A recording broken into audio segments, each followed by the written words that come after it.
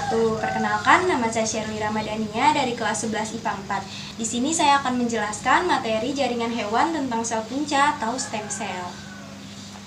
Nah, yang pertama yaitu di sini ada pengertian sel punca. Ada beberapa pengertian tentang sel punca. Yang pertama yaitu sel punca atau stem cell merupakan sel yang belum terspesialisasi dan memiliki karakteristik yang berbeda dengan sel tubuh lainnya. Lalu selanjutnya sel punca adalah sel yang bisa membentuk sel khusus lainnya seperti sel otot, sel darah merah, dan sel otak.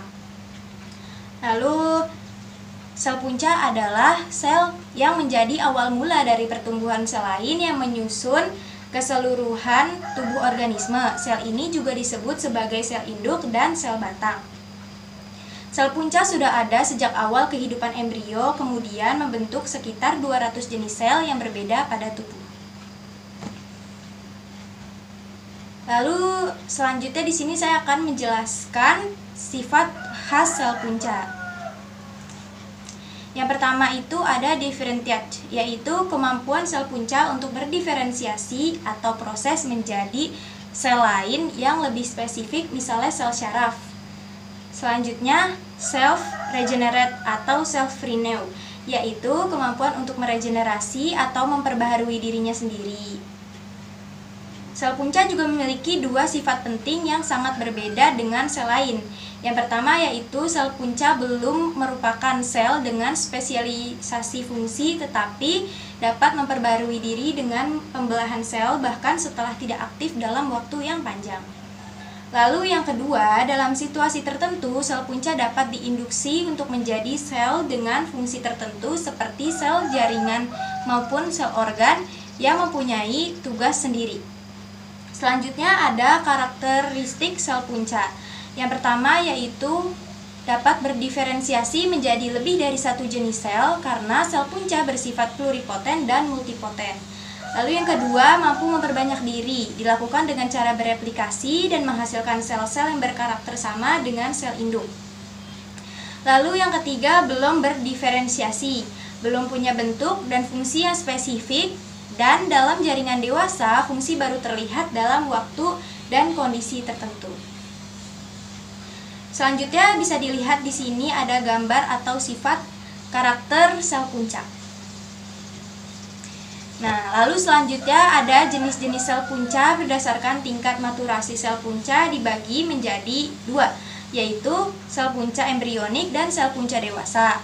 Sel punca embrionik itu adalah sel induk yang diambil dari embrio pada fase blastosit yang terdiri dari 50-150 sel, bersifat pluripoten, importal, mempunyai karyotipe yang normal, bersifat tumorigenik, dan selalu bersifat allogenik, memiliki daya proliferasi yang tinggi dan terbentuk saat embrio berusia 3-5 hari.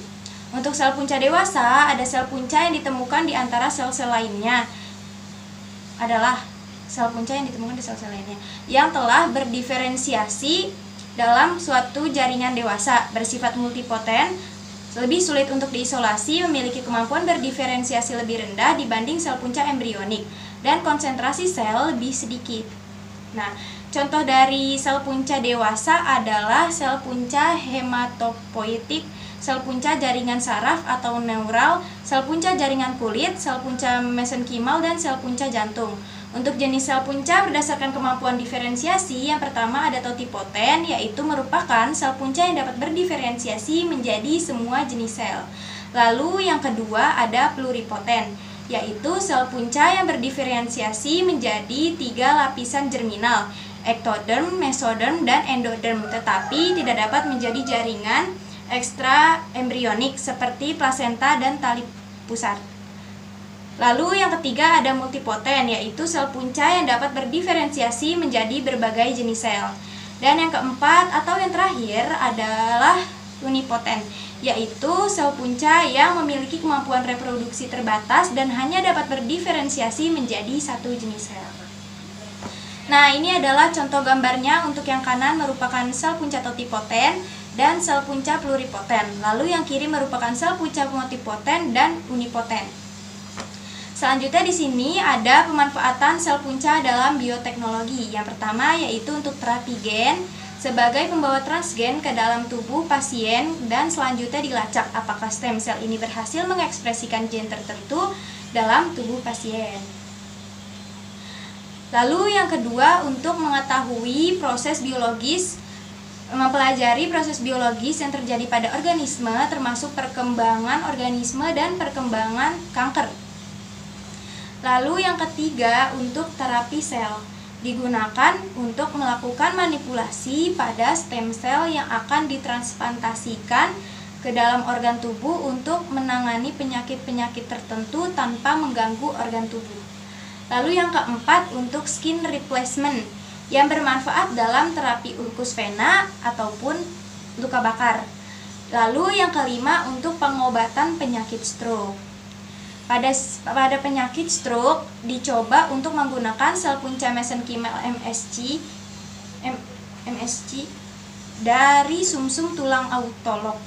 Pemberian MSC intravenous akan mengurangi terjadinya apoptosis dan menyebabkan proliferasi sel endogen setelah terjadinya stroke. Lalu yang keenam, untuk pengobatan penyakit jantung.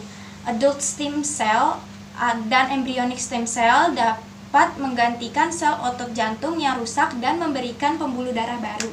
Lalu yang ketujuh, untuk pengobatan diabetes, dilakukan transplantasi sel pulau Langerhans dengan jumlah yang banyak. Diharapkan dapat memenuhi kebutuhan insulin seperti penelitian yang sudah dilakukan oleh James Shapiro dan kawan-kawan.